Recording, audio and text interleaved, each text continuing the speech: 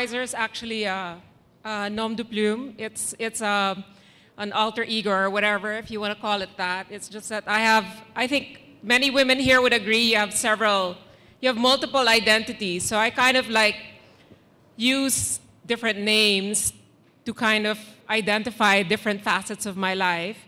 Because apart from being a columnist in Preen, and the subject matter of my column is usually sex, I'm also a media and communications specialist.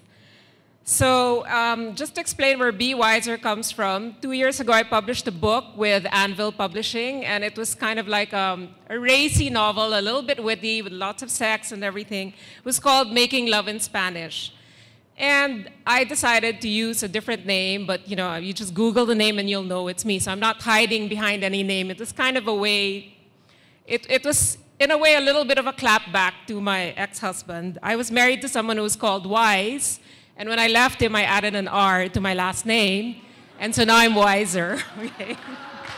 That's the explanation. So anyway, I'm going to keep this short, but I never imagined the sex column would provoke death threats. But as I say, only in the Philippines, which, by the way, I like to describe as a love child of Borat and Kafka, at times surreal, often absurd, every now and then sublime, but always compelling. 2 years ago, when Inquirer proposed that I write a regular column discussing sexual matters, I was given carte blanche by the editor and publisher of Preen to push the boundaries, whether it was through the use of strong and explicit language or through the use of provocative and equally explicit subject matter. It was called Sex and Sensibilities, and the first few columns were indeed provocative, the tone somewhere between confessional and ironic. I felt that it was important to bring in actual experiences, not necessarily mine, in fact, often not mine, and distill and question prevailing attitudes through those experiences. My second column was actually censored for the use of the word, excuse my language, pussy. So the minute it came out, 30 minutes later it was down, and then there was a big conference among the people in Inquirer, the editor, online editor, whether it was allowable or not, and in the end they decided to put it back on. They've never censored it since, but they've taken to using asterisks.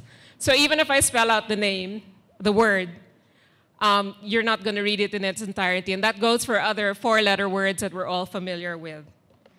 Anyway, the focus of my column shifted subtly from just sex to the politics of sex. It was fun to write breezy, humorous columns about penis sizes or sexual deal breakers when deciding to sleep with someone, or Tinder adventures, or the denizens of the sexual menagerie out there in today's dating world, such as cougars, tarsiers. Do you know what tarsiers are? Read my column. And the like. No, I won't say it here because it's a little bit offensive. But it also began to feel imperative to write about issues like sexual abuse, rape culture, and how women's voices and experiences were generally regarded as less valid than men's, particularly in sexual matters.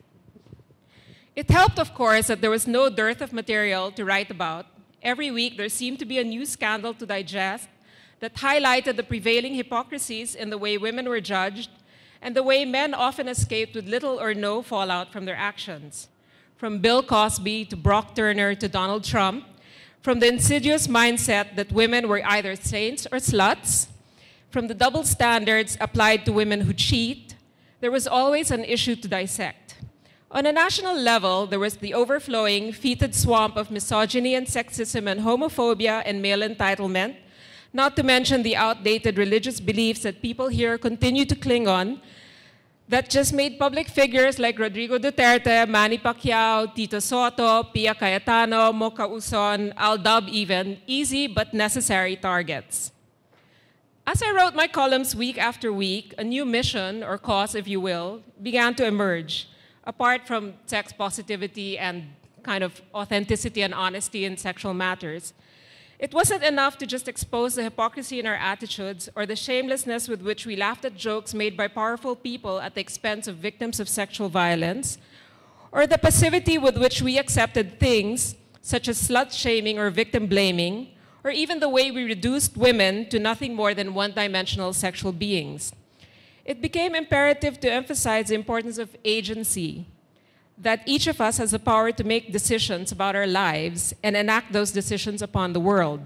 Each of us can determine the kind of society we want to live in. We don't have to delegate agency to the government or the church, or our husbands, boyfriends, or parents for that matter. So a woman recognizing that she has agency is deeply empowering. And as an opinion columnist, I feel it is important to stress this week after week. There are many women without a voice who don't even think to question the status quo.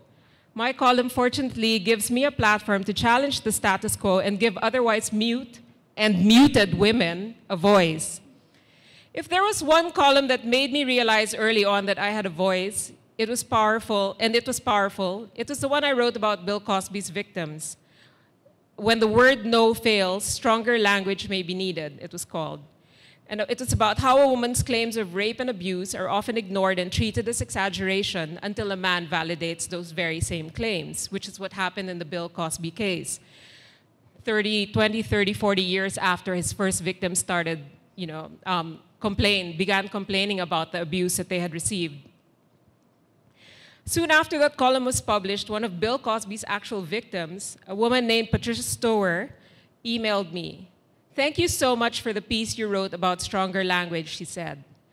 "I am one of the Cosby women in the New York Magazine article. I have come to really appreciate any articles examining why our culture and world culture promote and perpetuate this belief of women."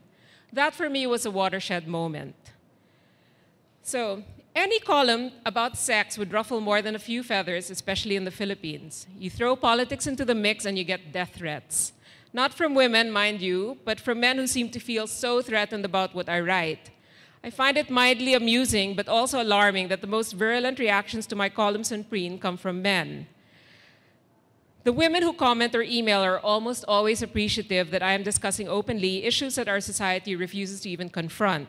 I've been called fearless and straight shooting, which is flattering but also bewildering, as I write about sex and not about, say, corruption in government or even mining. But then again, I did call Manny Pacquiao a Bible-thumping moron and Pia Cayetano a faux feminist, so shoot me. As for the men who are miffed, all I can say is I must be doing something right if my columns rankle them so. I mean, write about rape or slut-shaming and not a peep from them apart from your days as a feminist are numbered.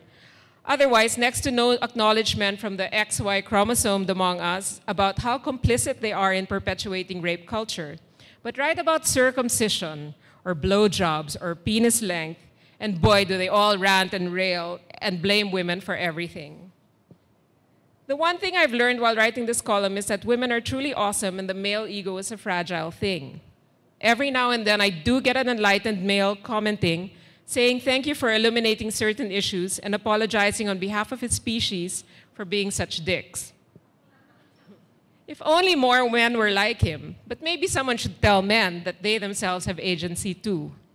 Thanks.